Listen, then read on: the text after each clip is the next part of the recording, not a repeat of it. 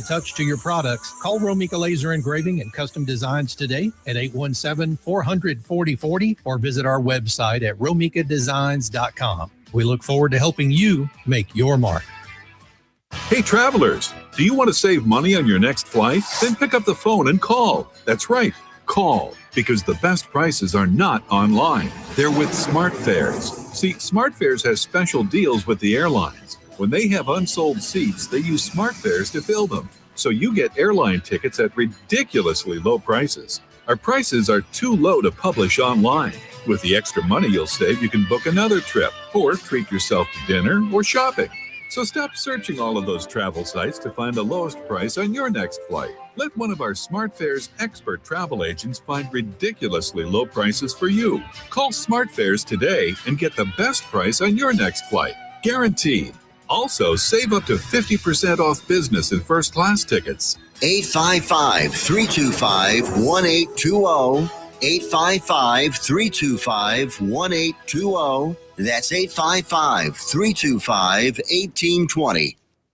Have you ever met a single person in your life that enjoys paying taxes? No one does. If you can't sleep at night because you have a huge problem with the IRS, I've got some free advice for you. This service is strictly limited to individuals that owe the IRS $10,000 or more in back taxes. And if you qualify, we can guarantee that you won't be writing a big fat check to the IRS, or our services cost you nothing. The first 100 people that call today will get a free tax consultation worth $500. Stop worrying about your IRS problem. We can help you, we promise. Call the tax doctor right now. I mean right now, to learn more. 800-240-4587. 800-240-4587. 800-240-4587. That's 800-240-4587. Why have thousands of aspiring authors teamed up with Christian Faith Publishing to publish their book? Because Christian Faith Publishing is an author-friendly publisher who understands that your labor is more than just a book. We provide authors freedom and flexibility throughout the publishing process, professional book editing, award-winning design, and some of the highest royalty structures in the publishing industry. And as always, you will retain 100% of the rights to your book. I was looking to find a company that I could trust, one that assisted in the editing process completely. The most important qualities that I was looking for was a publisher who was honest and upfront, no hidden costs or fees, and owning the rights to my own work. Christian Faith Publishing will publish, market, and sell your books in all major bookstores, online booksellers, as well as specialty Christian bookstores. Call for your free author submission kit. 800-978-4812. 800-978-4812. 800-978-4812. That's 800-978-4812.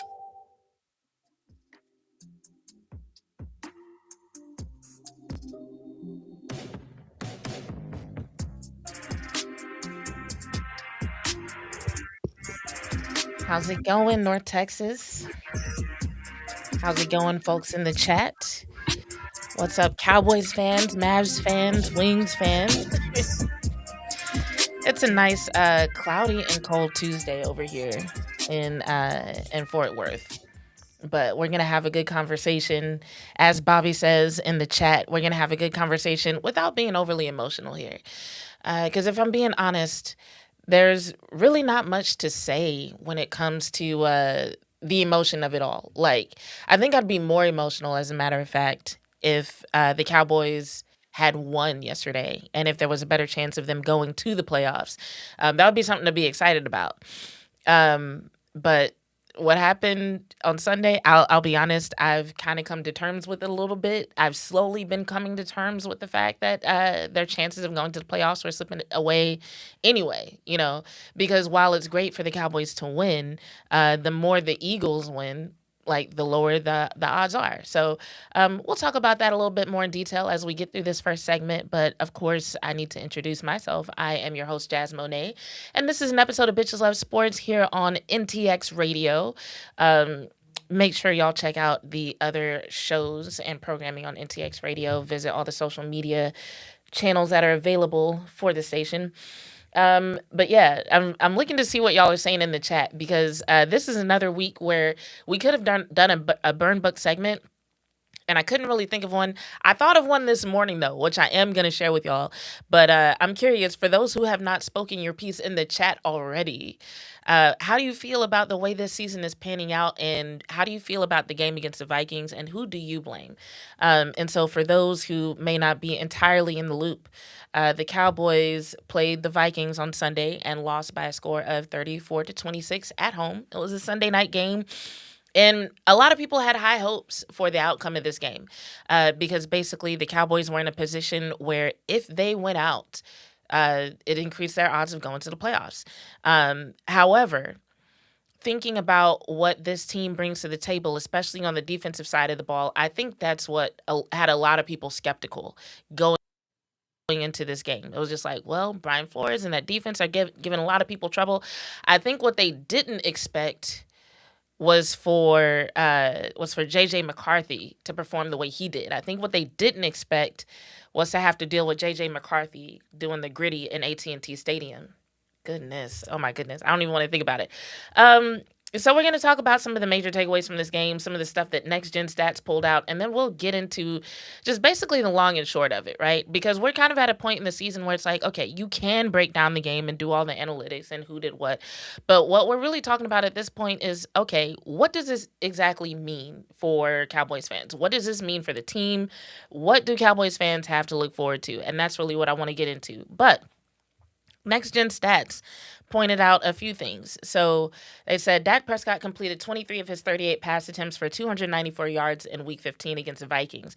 Prescott was pressured on 51.2% of his dropbacks, his highest pressure rate faced in a game since Week 12 of 2022. When under pressure, he completed just 9 of 19 passes for 120 yards. When kept clean, Prescott fared much better, completing 14 of 19 attempts for 174 yards. Well, most quarterbacks do a lot better when they have a clean pocket to pass from. So that part is not surprising. But what I will say is this when it comes to what Next Gen Stats put here, because they listed this as a Dak Prescott insight. I wish they had a category for O-line insights because I feel like this has more to do with the O-line. If you want to get more specific, you can say this has more to do with the tackles, Dak Prescott. If a quarterback is pressured this much, yeah, they're going to struggle a little bit, even if they are as experienced as Dak Prescott is. And so I think there are two things that come into play with this particular stat. One, Dak wasn't just pressured. Like, yes, this was the highest pressure rate that he's faced since 2012. That should be noted. But he wasn't just pressured. It was the way they did it. It was like if you saw Dak Prescott's post-game interview, even he admitted that he was not a fan of the zero looks. So the cover zero, so that was an issue. It was the way things were disguised up until right before the snap. It was them bringing 8 guys to the line of scrimmage. You know what I'm saying? And him having to navigate all that. That's what made this pressure so much different because if you've been following Dak Prescott, one of the things people say about him all the time is, oh, he's so great against the blitz, right? Which would typically mean that, like, even if he is pressured, he's still going to perform relatively well. But this was a situation where it's like, it's not just that he was pressured, it's how it was done. And in this situation, what that meant for him. And so the reason why I feel like this should be an O-line stat is because, yes, it affected his percentages, but it happened because of what the O-line was doing, or we could say what they weren't doing. And so yeah, it's one of those things where I've heard a lot of people sound very upset about the offense and how conservative they were being. But when you're facing zero looks that often, you only have so many options. You can either aim for explosive plays, which means, at least one of your receivers would have to run a man-beater route, get open up top, and then you'd have to chug it down the field. That takes time that he didn't have because he had dudes in his lap all night because he was throwing off his back foot. Because he could feel dudes breathing on his neck who were trying to take him down. He did not have that kind of time. So, yes, it did kind of feel like they were doing what they could with the run game and with the passing game. They were putting away, and people were kind of waiting for something big to happen, but it just wasn't coming. And I don't blame him for that. Now, Schotty said he's taking some blame for that, and I could see that, because Because that is one of those things where if you're really playing chess, not checkers, you could kind of see it coming. Like, and not even saying that you can necessarily see it coming from Brian Flores, because even Brian Flores, the way that defense looked, although he is a great defensive coordinator, they were doing stuff that they had never done before in games. Some of the other stuff that's been pointed out by Next Gen Stats and by other analysts is that I think they didn't run cover 1 all night. They ran more cover 2 than they ever have. So it was a little bit different, or was it cover 0? It was one of them. They were definitely running a lot of cover 0, and that whole 8 guys on the line of scrimmage, they definitely did that more often than they had in the past. And so it was definitely one of those games where it was like, okay, they brought some things to the table that you didn't expect to see. But even if you didn't expect to see it from the Vikings, you should anticipate that, as people start talking more and more about the fact that Dak Prescott is so good against the blitz, one day somebody is going to come up with a way to still force him to have to think a little bit at the line of scrimmage. They're going to come up with something to throw him off his game. And what are you going to do when that happens? And so if you're playing chess in that regard, then yeah, you should have something in your back pocket for, okay, just in case somebody throws some really heavy blitzes at us, just in case somebody does realize that cover 0 would be a good way to combat this offense. We have this going for us. And granted, they did great in the first half, but the second half adjustments simply weren't there the way they needed to be. Now, some people might say, well, that was up to the defense to make a stop, and we'll get to that in a second. But all I'm saying there is that when Brian Schottenheimer takes some of the onus on himself and says, hey, I could have done better as a coach, I'm not mad at him for saying that. I see him on that. But I also feel like things, because we're not talking about a blowout. We're talking about what? An 8-point difference. And I just feel like with as good as Dak is and with the weapons that you have in terms of skill players on offense, that can be made up by defense and special teams stepping it up a little bit. Because just typically in the NFL, you don't want to have a team where unless your offense scores 30 points, you have no hope of winning. That's typically not what you want. So I'll put a pin in that for right now. Another stat that they pointed out, J.J. McCarthy. J.J. McCarthy completed 15 of his 24 pass attempts for a career high of 250 yards. I'm really sick of people getting career highs against the Dallas Cowboys. I really am. I need it to not be the case next season, because it's happened more times than I care to count. Because I remember at the beginning of the season, it was just like, who was it? Russell Wilson had a career game. Caleb Williams had a career game and was nominated for some in-season awards. It's just been so many people who have faced the Cowboys, and all of a sudden they're making headlines and doing stuff that they've never done before. They said McCarthy was pressured on just 22.2% of his dropbacks, his second lowest pressure rate faced in a game this season. He was particularly efficient when targeting outbreaking routes, completing 7 of 8 such attempts for 86 yards and both of his touchdowns. And so within those stats, you can see issues from pretty much every part of the defense. And that to me is the bigger issue when it comes to the season. And so even though Schotty was like, we're not about to break this down into an offense versus defense versus special teams thing, I know a lot of fans out here are like, nah, we're going to talk about this defense. Fans are still ready to get Flus up out of here, and I don't blame y'all. T-Jack says, not to mention the lack of fourth down defense all season, which is ridiculous. I'm surprised Next Gen Stats didn't pull that stat, because I don't remember what it was. And I haven't taken nearly as many notes on this game as I should have. But the number of times that the Vikings were just 4th and 3 or greater, and yeah, we're going to go for it. That is disrespectful in itself. That they just felt that comfortable doing that. That is disrespectful in itself. But then the fact that the defense proved them right, also not great. So it's you can't really be mad at the disrespect when the defense turns around and is like, well, you made a good choice here. 4th and 3. Why not? Clement says, this Vikings game came down to 3 out of 12 on third downs and 2 out of 5 in the red zone. Yes. Settled for too many field goals, and it cost us in this game. This defense wasn't capable on making a few stops. Facts. And that's where that complimentary football thing comes in. Bobby says, if we do a deep dive into scoring this season, you will see that. Oh, wait. Was this continued from another comment. I don't know. Maybe it was. Aubrey has bailed the offense out way too many times, kicking 50-plus yard field goals. Facts. And Schotty even said that. He was like, we're spoiled when it comes to Brandon Aubrey. Bobby says, Sunday, it felt like his leg was a little tired. Maybe it was.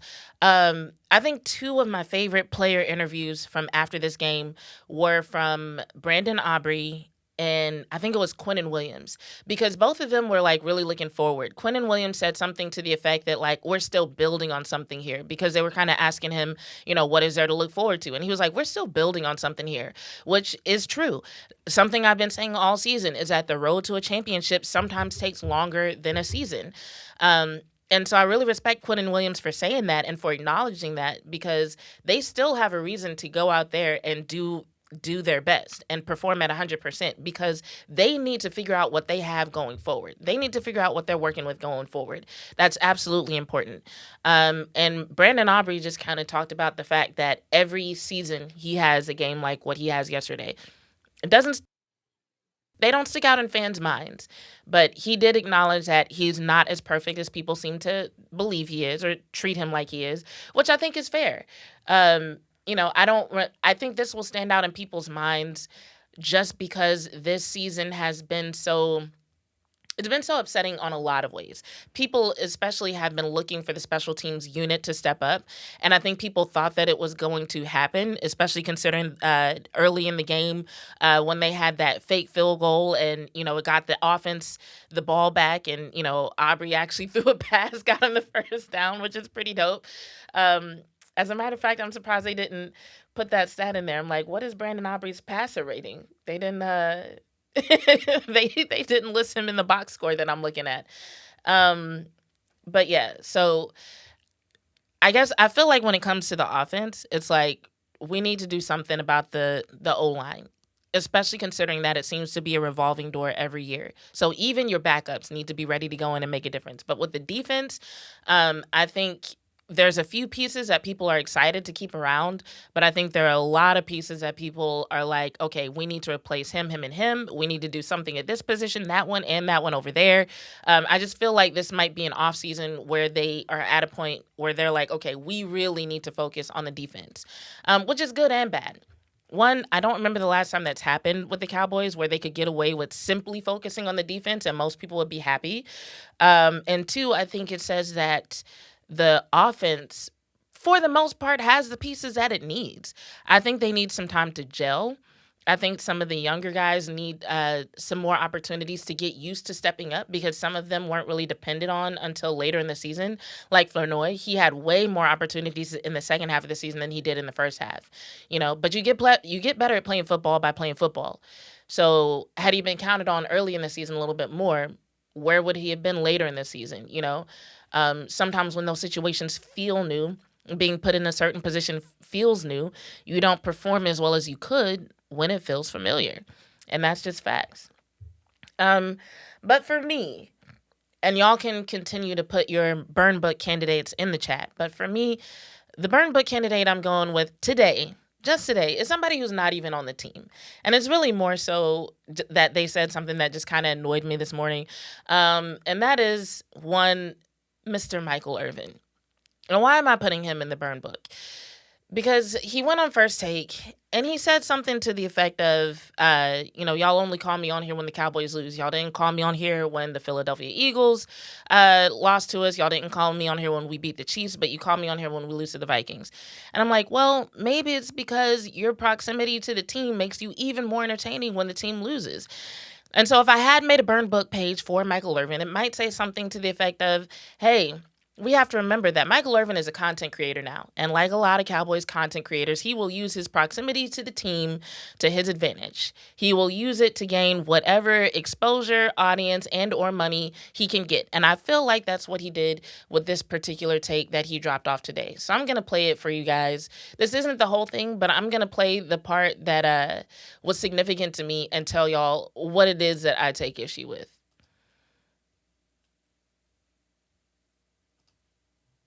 And we came on and we put our piece of the standard on that.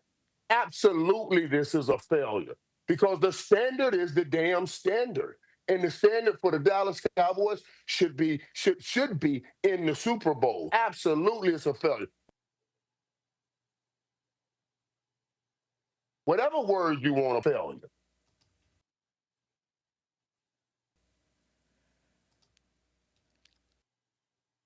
All right. So Michael Irvin says the season is having a Super Bowl is fucking wild. Because the Super Bowl is a result, first of all. The Super Bowl is a result of winning, and winning is a result of what your standard should be.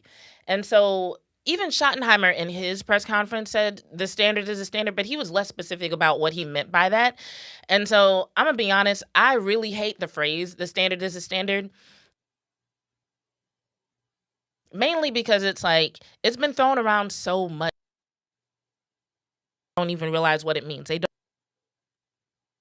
don't say it. And so only 2 out of the 32 NFL teams are going to make it to the Super Bowl. Only one team out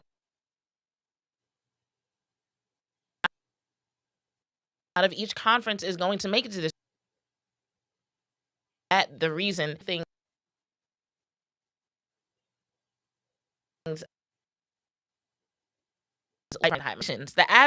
the cumulative average win-loss NFL hedges since 2010 is 6. New head coaches improve their team's percent of cases with an average improvement of around 1.3 wins. Only about 22.4% of first-year head coaches reach the playoffs. First-year coaches generally receive more patience from ownership and fans as they implement their system and build a supporting staff. So, and you could probably even exacerbate or exaggerate these numbers a little bit if you want to think about the fact that not only is Brian Schottenheimer a first-year head coach, but he was hired later than most head coaches are usually hired. So I just feel like if you came into this with the expectation that the Cowboys were actually going to go into the Super Bowl, that's like a really lofty goal. And by all means, have the lofty goals. But like your standards are things like, how is your team performing? How are they showing up to practices? How are they responding during the game when things don't go their way? How are they responding after a game to a loss? You know, and some of the things that Schotty has said throughout the season do point to the idea that he has a very good grasp on what the standard should be. He's talked about how guys respond after a loss. He's talked about the guys who will make it a point to do better or to respond, as he said in one of his recent interviews. You know, he was talking about who responds and who doesn't, you know? And so I just felt like it was real crazy to go on the platform of one of the enemies of Cowboys fans, by his own admission, and talk about how this season is a failure for the Dallas Cowboys. This season is not a failure. This season is disappointing. This season is frustrating. Both Schotty and Dak use the word frustrating a lot in their post-game interviews. It has been a very frustrating season, but to call it a failure, maybe certain people have failed at certain aspects of their jobs. And I would say that's especially true in the case of Matt Eberflus and Nick Sorensen. We could say that they have failed in certain regards. I'm not even comfortable calling them failures as coaches or as people, because I would say both of them in some regard have done something that can be built on. But, you know, there are definitely some aspects, especially when it comes to the defense and starting off the season so poorly, getting better, and then reverting to some really bad habits, right? Not having answers in some areas. Like, we never really did feel that confident in the secondary. We still don't know what the hell is going on with the linebacker unit. You know what I'm saying? There's just a lot of questions there that is just like, win or lose, we should at least have an idea of what the identity is or what you're aiming for there. And there's just a lot of questions. There's a lot of confusion still when it comes to the defense, right? So even had he just pointed out a couple of people and was like, you know what, I consider this and this to be a failure. But to be like, they're a failure because they didn't get to the Super Bowl, that shit is wild. That shit is wild. I feel like, considering the fact that, you know, there was such a big change made to the defense, which ultimately impacted the whole team at the beginning of the season, with Micah Parsons being traded away, then they had to deal with the tragedy of Marshawn Nealon in the middle of the season. You know, I wouldn't say that Brian Schottenheimer was even able to do his due diligence when it came to putting together a staff because of the lack of time that he had. I just don't feel comfortable calling the season a failure. I really don't. I really don't. So it's like, if fans want to be disappointed, if they want to be mad, if they want to say do better, I feel like all of that is valid. But to say that this team is a failure this year, no. We can't say that. They have too much that they can build on. I feel like whether or not they're a failure, and I think this goes back to, I can't remember who said it, like before the show even started. Who was it? Somebody mentioned Jerry Jones. Royal. Let me see if I can find it on here and I can bring it up for y'all. Because Royal was spitting facts at the beginning. Royal 007 said, I just want to get this out there. I kind of blame Jerry for his mistakes because we could have had multiple defensive players. He should have never traded Micah, and I also blame the coaching staff. And so where I blame Jerry Jones is you can point to mistakes going back to last season and how keeping Mike McCarthy on as a lame duck coach was a mistake. Because basically, Schottenheimer has had to deal with and inherit the results of that. And that comes along with trying to figure out how to build a culture, in a short amount of time, build a staff in a short amount of time, and deal with a team that's used to kind of falling apart in high pressure moments. And that just seems to have responded differently to Schotty's energy. You know what I'm saying? So I feel like since we ended up here anyway, and Schotty was already in the building, I just feel like smarter decisions could have been made a lot sooner that could have set Schottenheimer up for better success this season. I also feel when it comes to a lot of the personnel decisions, like, okay, even if you ultimately did end up trading Micah, the timeline, the drama that led up to it made no sense. You know what I'm saying? So I just feel like when we look at where the defense is and how people are like, you ask anybody, you could practically get Cowboys fans, to name damn near every position on the defense. If you're just like, what do you think the defense needs? You're going to hear some people say safety, corner, linebacker, whatever. I feel like when it comes to that, you can't build a whole defense in one season. And if you look at why the defense is where it is, you can go back several years to when the Cowboys were playing converted safeties as linebackers because they didn't really have the linebackers they needed. Those are situations and problems that could have been solved a long time ago, things that could have been addressed a long time ago. So when it comes to personnel, when it comes to what they may or may not have on coaching, I also feel like that's a Jerry Jones issue, But I feel like for the most part, Schottenheimer's done the best he could with what he has. And so considering all that, I just don't feel like it's right to call this edition of the team a failure. They can do better. There's things that they can build on, and I truly believe they will. Now, on that note, there were some things regarding Trevon Diggs that I did want to get to, and I'll probably get to that at the beginning of the second segment, but I'll just go ahead and introduce some of what I'm talking about, because when it comes to personnel decisions, I feel like that's another area where we can kind of talk about, okay, Jerry Jones and his comments about Trevon Diggs. I want to look at y'all's comments here real quick, though. So, writer Albert Lanier says, I got to scroll down again. The goal should really be to get to the playoffs. Agreed. Because this will be the second season in a row that the Cowboys haven't gotten there. Once again, I don't have a problem with Schottenheimer saying he wants to build a championship team. That should absolutely be a goal, not necessarily the standard. That is crazy as a standard. You're going to always feel like a failure. But as a goal, absolutely. It should be your goal to be that good to where people can feel confident saying, yeah, we see the Cowboys as a Super Bowl contender. But for Schotty being a first-time head coach, getting to the playoffs, that should be the more immediate goal, 100%. Albert continues, focus on getting into the postseason year after year and take it from there. And how about let's win more than one game in the postseason? Can we do that? Continues, you can't focus on the Super Bowl unless you have a Super Bowl team. Exactly. And then Bobby chimes in, we were sold a bill of goods and the players never delivered. Donovan, I can't spell his last name. Oh, Izaraku, is that who you're talking about? I'm like, we got more than one Donovan. Fowler, Murray, and the list goes on, never having a real pass rusher or scheme to disrupt the QB. And then Clement says, I agree with Albert that the goal should be to make the playoffs. 100%. Now, I still expect them to go in the media and in the press and say, we want to win a Super Bowl. They should want that, and they should fight with everything they have to get there. But I think as far as like a reasonable expectation from the fans and the way that we talk about them, playoffs. We need to see them get to the playoffs, and that needs to be the goal. CG, you're funny. CG said, I'm talking crazy with wanting them to win more than one game in the playoffs. Hey, a girl can dream, right? Anyway, we're about to get into another commercial break in a few seconds. And when we come back, we're going to talk about what Schotty and what Jerry Jones said about Trayvon Diggs and my so stick with us. We'll be on a break for a couple of minutes, and then we'll be right back. If y'all have thoughts on Trayvon, talk in the chat. I'll address it when we come back.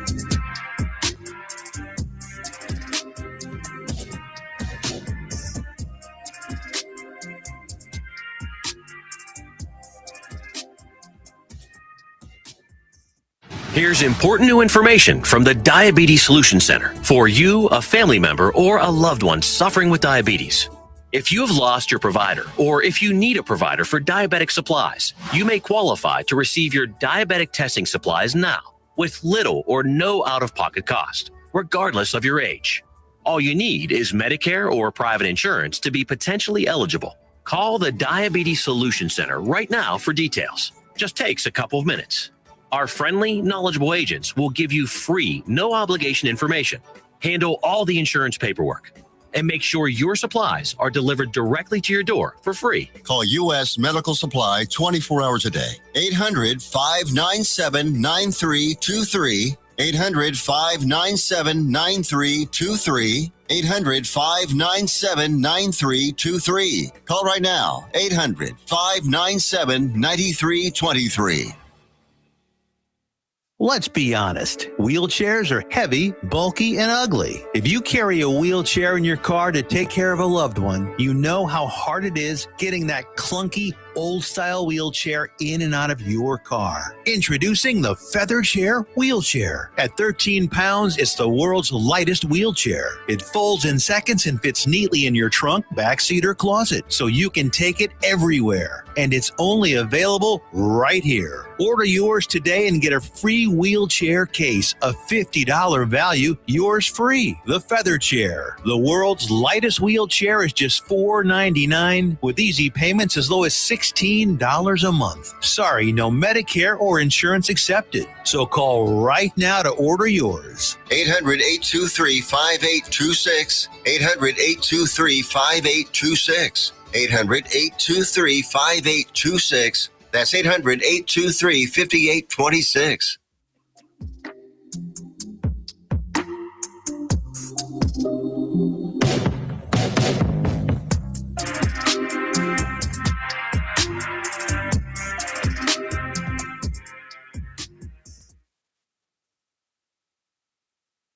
What's up? Welcome back to Bitches Love Sports. I'm your host, Jazz Monet, and we are talking about the Cowboys' loss to the Vikings, and we'll get to a little bit of read and react if we have time here in the second segment.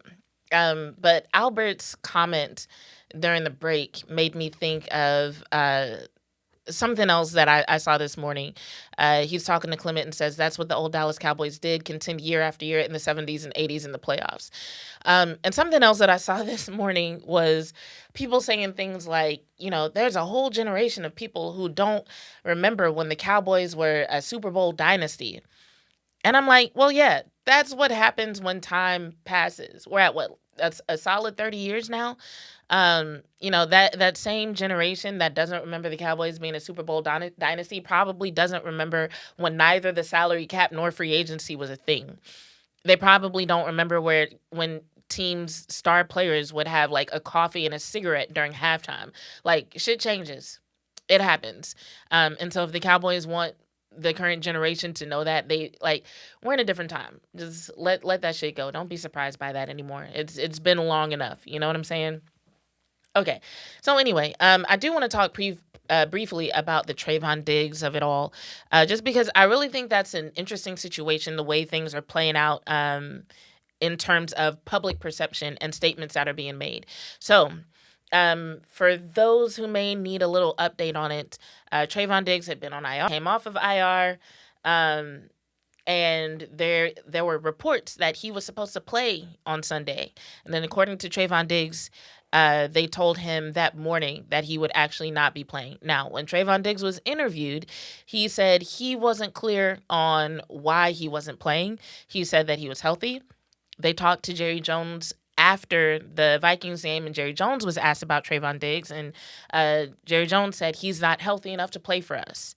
And Brian Schottenheimer said something slightly different. So I'm gonna play Brian Schottenheimer's response. Now, this is one of probably about 3 or 4 times that he had to respond to questions about Trevon Diggs. And most of the time he just talked about, okay, well, there are things that we're looking for in terms of consistency, da. But I thought this response was particularly interesting, and I want to see if y'all pick up on why.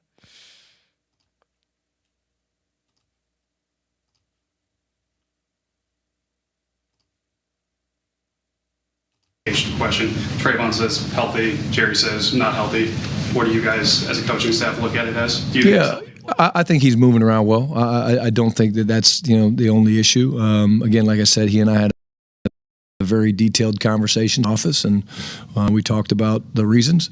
But more importantly for me, Joe, is the expectation, and that's not just an expectation for Trevon. Okay, I'm going to make that very clear. It's an expectation for all of our guys, and the standard is the standard, and I do believe that. And again, like I said, I'm not going to not play a player without having a man-to-man conversation and have them not understand why. I think it's too important. I respect them too much and what they do and what they put into it and the competitors that they all are.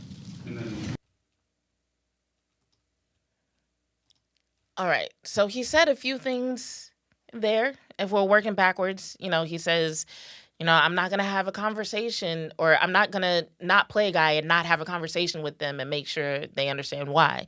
He said the standard is a standard, and what he expects of Trevon Diggs, he expects of all the guys. But I think the most interesting part of all that to me was what he started off with when he was asked, hey, Jerry says he's not healthy. He says he is healthy. Where do you guys stand on that? And Brian Schottenheimer said he's moving around well, but that's not the only reason.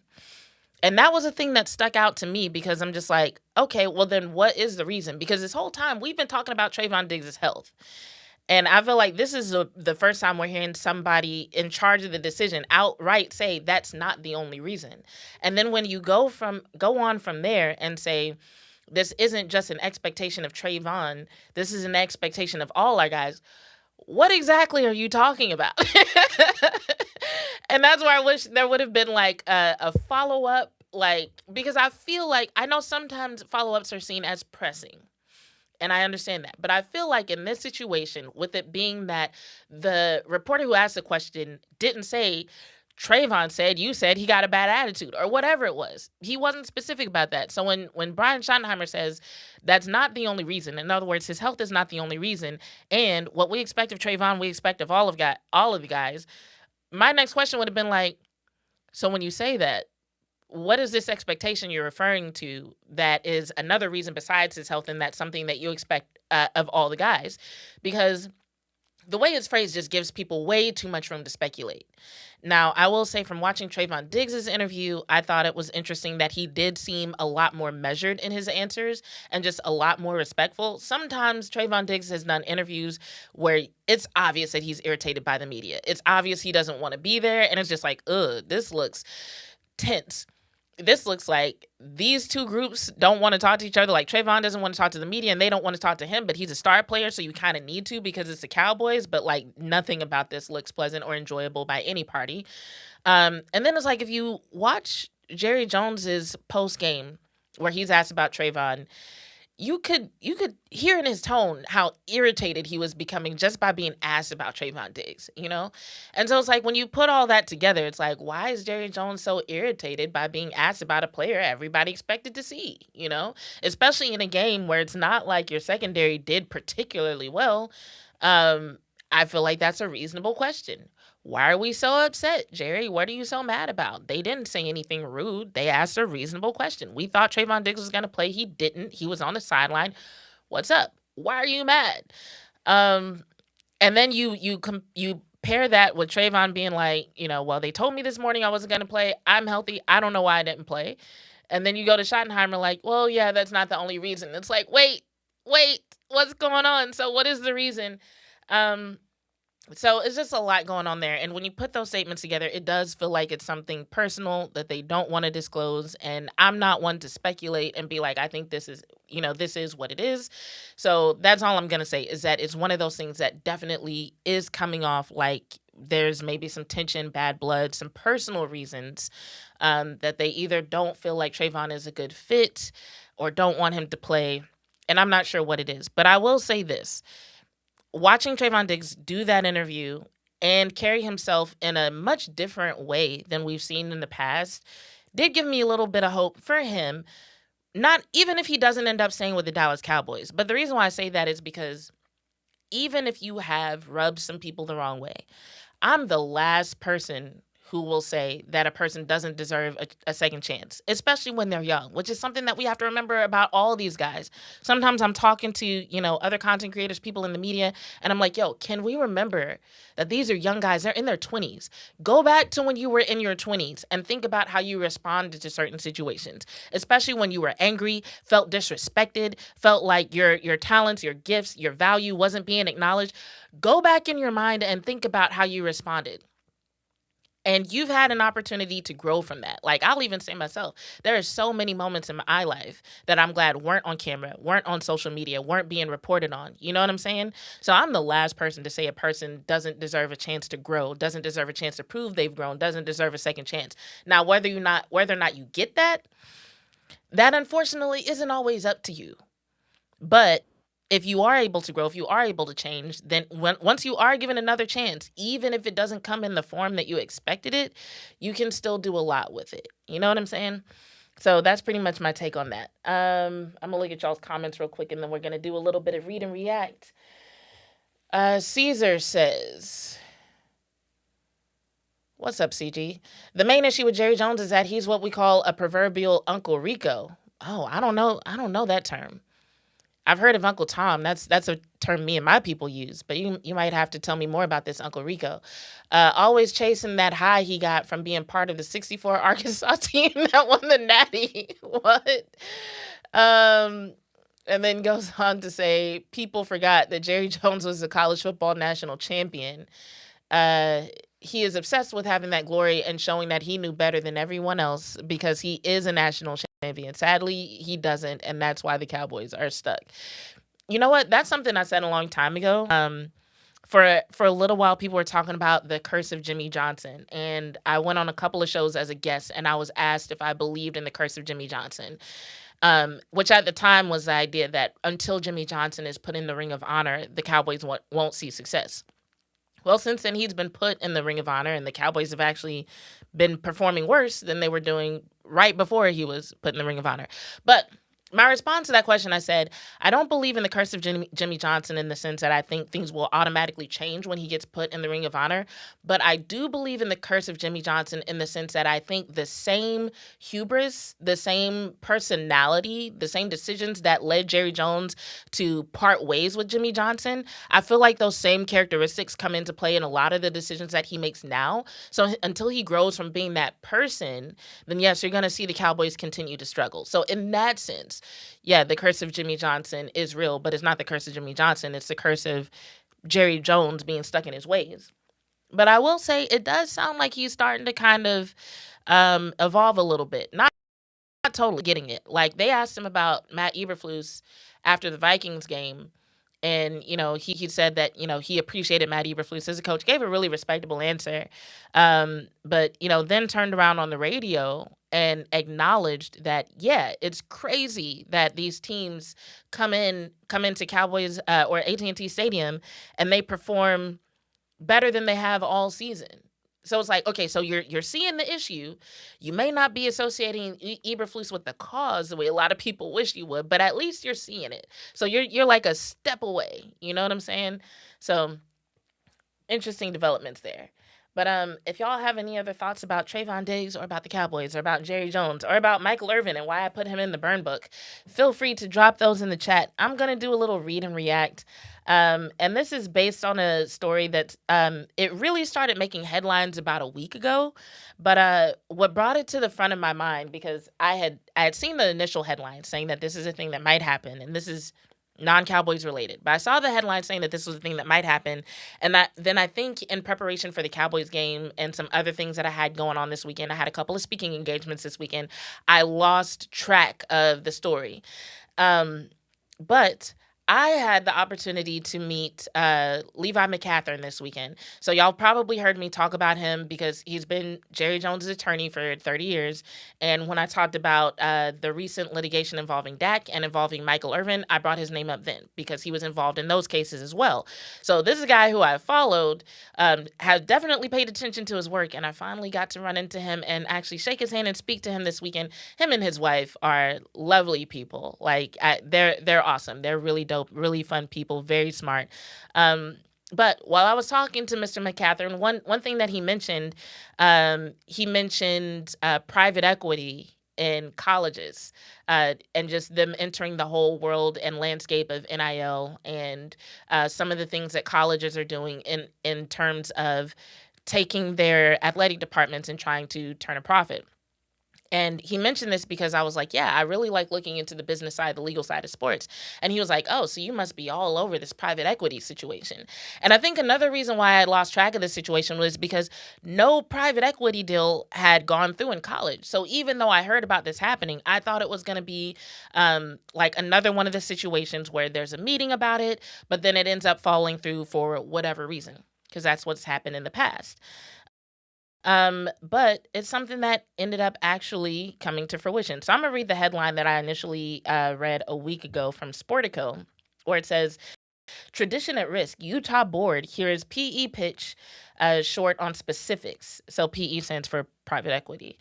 In this article, it starts off, "The University of Utah is on the verge of blazing a new trail in college sports, spinning the Utes' athletic revenue streams into a for-profit entity and selling a large stake in that business to a private equity firm." In a 110-minute discussion about the plan at the school's December trustee meetings, many different university leaders spoke in depth about the problem the plan would potentially solve. Absent almost entirely was any actual discussion about the economics of the deal and what Ocho Capital and the firm involved would receive in exchange for an upfront check that likely tops 9 figures. Now, and I got to get my notebook. I forgot to pull my notebook out for this. Did I bring the right notebook? I'm ADHD, y'all. I have like 5 different notebooks for 8 different things. So I looked into this because I found out that the deal went through. I looked into this and I was really surprised by how this ended up being structured. So I'm really glad that Mr. McCathern mentioned it over the weekend because I don't know if I would have looked back into it so soon. But essentially what the University of Utah has done is they have established a for-profit entity that's actually separate from its athletic department. And this is really significant for this to work out because what you've seen in the past when it comes to private equity firms trying to work with colleges is you'll see them, because the athletic department is housed within a nonprofit, the proposal is something like private credit, where the private equity firm says, okay, here's an upfront investment, and they get the opportunity to use that for facilities, for coaching hires, for maybe some investments in some NIL opportunities, things like that. And then the private equity firm then expects a return on their investment, right? So basically, the school takes on all the risk, and then the firm is guaranteed a certain return. And so that doesn't always work out well. And here's the thing a lot of people don't know. A bunch of the schools are operating at a deficit. And I'm talking 6-7 figure deficits. Actually, mostly 7 figures. Like some of these schools are like 8 figures or more in terms of the deficit that they're operating at. And this has been going back since 2019. So this isn't because of NIL. This was a problem before NIL. This was a problem before, the House versus NCAA settlement happened. And it's something that has become exacerbated since NIL has come into play, not only because of the cost of hiring and firing coaches when they have these deals where they're getting tens of millions of dollars after they get fired, and not only because of what they're paying students, both in terms of NIL pay and in terms of scholarships, but also because of the $2.8 billion in back damages that was awarded as a result of this settlement. So schools have been struggling, and as much money as they bring in, well, they're spending more. And so the University of Utah was like, we need to fix this, and it's going to take creative solutions. And that's something that I've always said, that in order to fix what's going on with the NCAA, with schools and NIL right now, is going to take creative solutions. And this is basically something that is happening for one school at one time. But if it works, it could be something that's applied at other schools. So here's what they did. They established an entity called Utah Brands and Entertainment, right? So you might have heard of things like this from hearing about like this. The San Antonio Spurs is the nearest by example to me that I think of, but they have Spurs Sports and Entertainment. And so that's the entity that controls the use of their arena. And then the Austin Spurs and their licensing tickets, so on and so forth, as well as the San Antonio Spurs and their licensing tickets, so on and so forth, are controlled by Spurs Sports and Entertainment. So this is a very similar model, right? And so Utah Brands and Entertainment is going to be in charge of ticketing, sponsorship, licensing, merch, hospitality, trademarks, so on and so forth, while the athletic department still retains the operational part of the whole deal in terms of things like hiring and firing coaches, things like that. So you won't have a for-profit entity that's in charge of hiring and firing coaches. That's still up to the athletic department, the athletic director. But when it comes to the money-making side, that's going to be controlled by this other entity.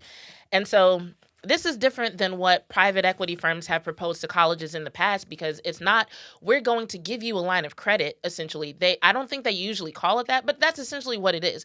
We're going to give you this upfront sum. You invested in these ways, and then you have to give us back this amount.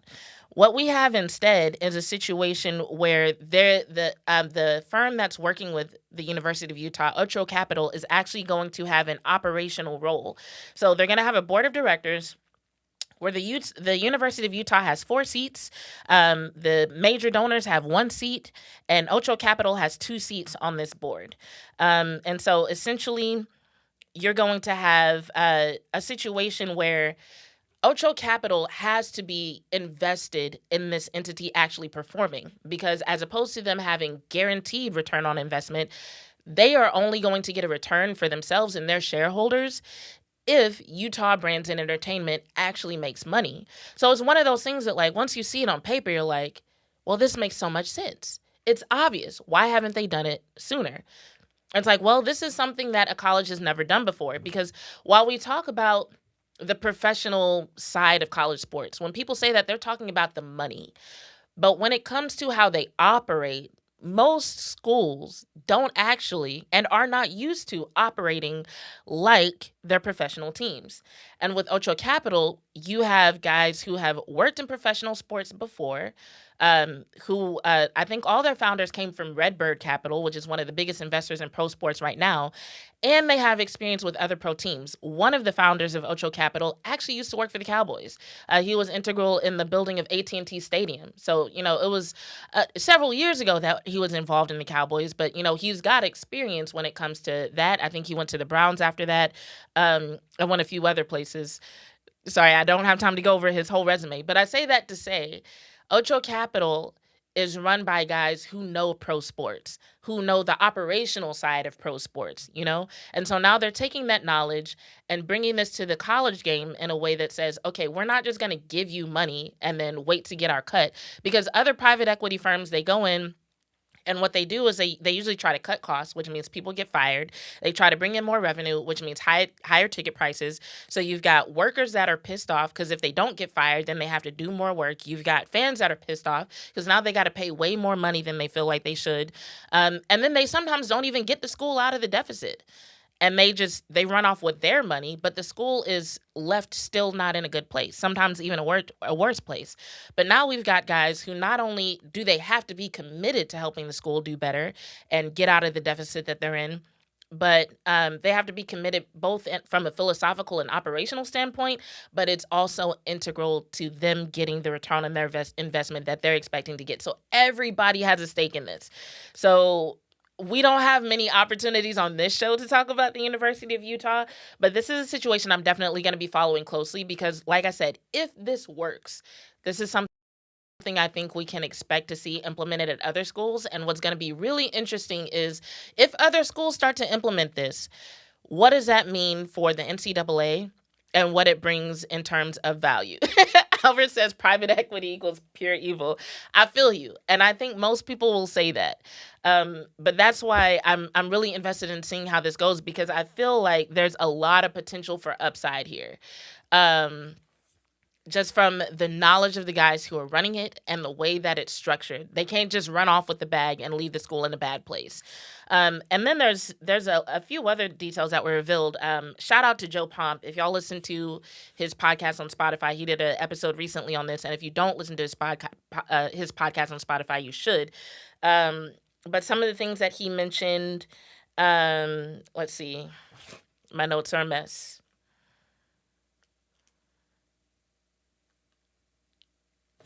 I can't find it, but it was something about the fact that if Ocho decides to opt out, right, Utah can buy their shares, right? And if they decide not to buy back their shares, they still have a say in who does buy those.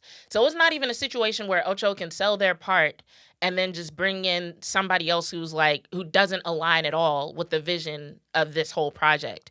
So the University of Utah still remains very much in control, and they're also protecting the research and academic sections of their school, because that's another part that doesn't get talked about when it comes to how these athletic departments end up balancing the books. A lot of times at the end of the year, when athletic departments, if they don't report a deficit, what you might see is that they're, basically taking funds from the school to balance their deficit. And that money comes from somewhere. If it's a state-funded school, that money is coming from taxpayers in a roundabout way. Not directly, but if you start looking at the flow of money, yeah, ultimately taxpayers are having to make up for that deficit. And y'all might be like, okay, how many schools are really operating at a deficit?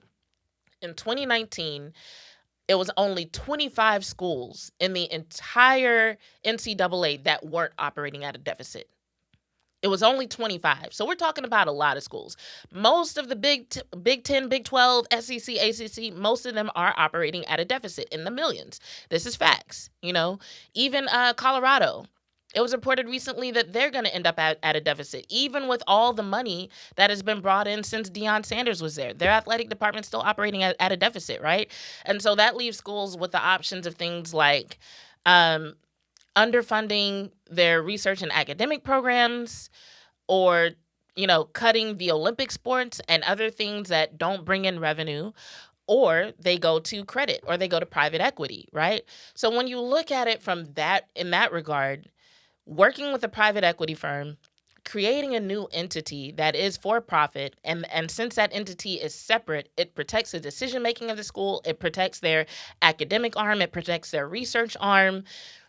This is probably one of the best case scenarios. This is probably one of the best creative solutions they're going to come up with for the time being. So, yeah, I'm excited about it, and I look forward to talking to y'all about it more in the future. So, I wanted to talk a little FIFA with y'all today. We didn't get to it, but I'm going to need y'all to help me manifest this. I do want to get back to doing episodes on Thursdays after the coordinators do their press conferences, maybe after Thursday Night Football. But I'm just realizing that, trying to fit everything into 1 hour on Tuesdays is crazy. And I know things have been a little bit busy. I feel like it always happens. It's like I'll start something and then it's just like, oh, my schedule gets bananas. So if y'all will help me manifest that, then we can come back on Thursday and talk about some of the FIFA headlines that are popping up in advance of the World Cup. But for now, I'm going to go back and read all y'all's comments later to see if there's anything else in there to comment on. But I appreciate y'all joining me in the chat. Thanks for coming through on a Tuesday afternoon. And make sure y'all join me next Tuesday at 5 p.m. here on NTX Radio. I'm going to read this one last comment before we get out of here. Albert says, college athletics actually don't make outright profits. They bring in money, but are primary loss leaders. Facts, not profit centers. It's almost always that way. Yeah, you're right. And unfortunately, it's becoming a problem. But if y'all are interested, we can talk more about this on Thursday and why this is a good idea. And maybe there will be some more news about it coming out on Thursday. But until then, I'm your host, Jazz Monet. This has been another episode of Bitches Love Sports here on NTX Radio. And I'll see y'all next Tuesday. We out.